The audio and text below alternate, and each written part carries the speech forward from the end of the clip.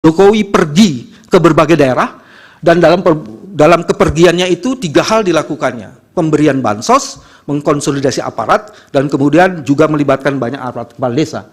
Coba lihat di sini.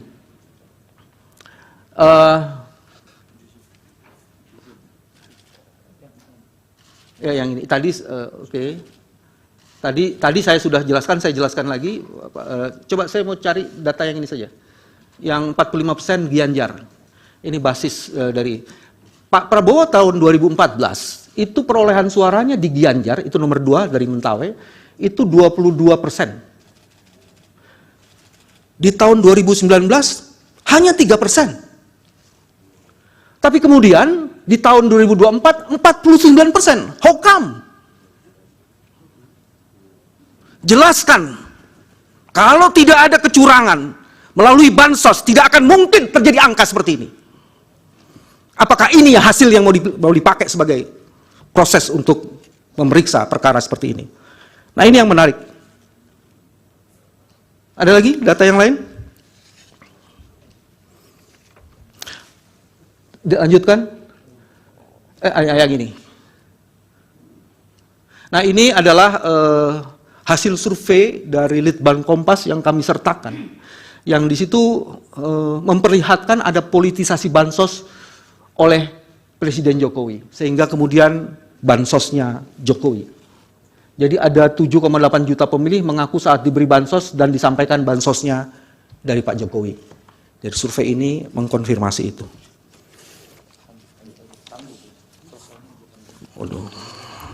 Baik, saya lanjutkan, tinggal 6 halaman lagi, saya akan cepat-cepat saja. Pertama, yang lanjutnya majelis adalah pelanggaran prosedur. Ada berbagai modus kejahatan terhadap konstitusi dan cara-cara curang yang dilakukan oleh Presiden Jokowi untuk mendukung paslon 02 yang kesemuanya itu melahirkan berbagai kejahatan turunan dalam bentuk pelanggaran prosedur pemilu yang mempengaruhi hasil perolehan suara. Setidaknya ada 8 majelis. Ada manipulasi DPT, ada surat suara yang tercoblos pada pasangan calon nomor urut 2, ada pengurangan suara pemohon, ada politik uang, ada yang mencoblos lebih dari 1 kali, ada TPS janggal, ada anak-anak ikut mencoblos, dan ada juga kecurangan termohon yang dilakukan melalui sistem IT. Saya tidak akan membacakan semuanya, cuma saya akan memilih saja beberapa yang menurut saya sangat penting untuk dikemukakan.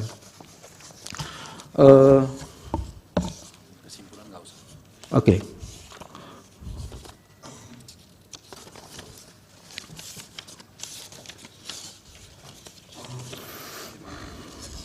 Oke.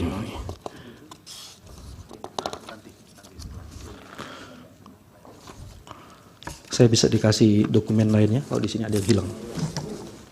Itu halaman 32. Ya, ada halaman 32. Ini halaman 32. Oh iya. Oke. Ya.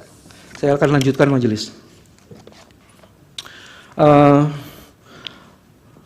Manipulasi DPT ini menarik untuk dikemukakan, itu di halaman 35 majelis. Ditemukan beberapa DPT janggal. KPU menyatakan bahwa kejanggalan dalam DPT katanya dikarenakan salah input sebanyak 502.564 pada Juli 2023 di Jawa Tengah. DPT janggal yang diduga manipulasi tersebut meliputi adanya pemilih di bawah 17 tahun sebanyak 61.040. Ada pemilih yang berusia, ini fantastis majelis, ada pemilih yang berusia 1030 tahun dan pemilih berusia di atas 100 tahun itu ada sebanyak 1363. Temuan data pemilih berupa nama orang yang hanya terdiri dari 1 huruf, namanya cuma 1 huruf, dan ada 2 huruf, itu sebanyak 55 orang, dan ada juga pemilih yang dianggap janggal seperti RT yang angkanya 0, RW yang angkanya 0, kemudian identitas RT, RW, dan TPS itu ada sekian banyak. Yang paling menarik adalah di poin kedua majelis, itu surat suara yang tercoblos pada pasangan calon nomor urut 2. Ya. Bawaslu, ini harus diapresiasi Bawaslu. Bawaslu mengungkap data dugaan pelanggaran pemilu di Kuala Lumpur, Malaysia, di mana ada 23.000 suara, 23.000 surat yang dikirim via pos, ternyata sudah dicoblos. bukan tercoblos maksudnya, dicoblos. Selain itu terdapat 82.000 alamat yang tidak jelas untuk pengiriman surat suara. Selain itu juga ada pengurangan suara calon dan ada politik uang, ada mencoblos lebih dari satu kali. Ini yang juga menarik sebenarnya, TPS janggal.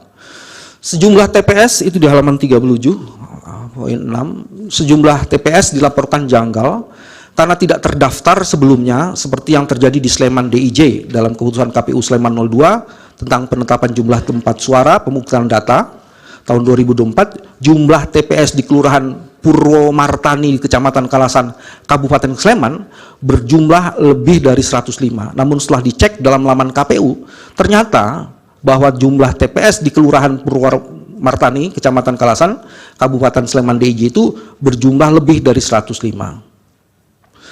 Nomor TPS-nya juga lebih terlihat aneh. Begitupun dengan anak-anak ikut mencoblos. Kecurangan termohon juga dilakukan melalui sistem IT, majelis. Saya akan membacakan sedikit saja dalam sistem IT ini. Sistem IT KPU yang di dalamnya ada Sirekap menjadi contoh terbaik untuk mengonfirmasi sekaligus menyimpulkan kecurangan dan pelanggaran pemilu yang dilakukan oleh KPU.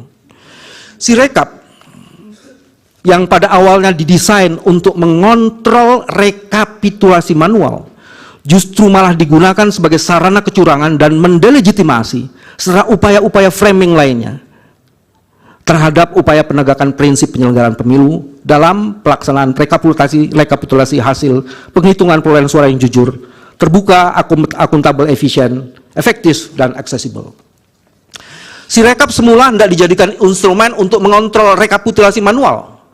Karena itu ada majelis yang namanya Sirekap mobile apps yang dimiliki oleh ketua KPPS yang digunakan untuk merekam data autentik dokumen C-hasil yang merupakan hasil penghitungan suara di TPS, sehingga seharusnya menjadi dokumen yang reliable yang dapat dipertanggungjawabkan.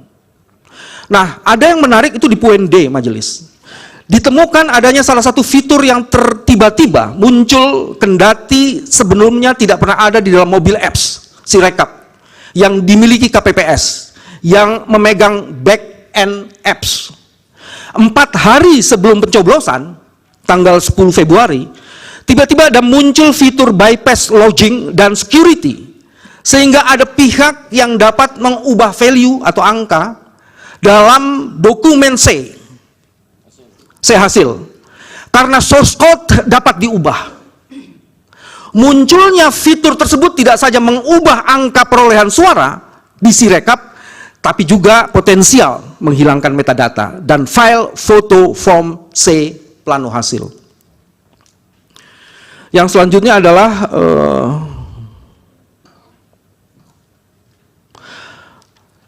dari tim forensik kami, mereka mengatakan dan menyimpulkan sebagian besar dokumen C-hasil yang didapatkan dari portal www.kpu.go.id itu ternyata tidak dapat dipertanggungjawabkan keasliannya, karena C-hasil yang dijadikan dasar rekapitulasi itu dilakukan di kecamatan adalah dokumen yang diragukan karena tidak memiliki metadata menurut kami yang sulit untuk dikonfirmasi.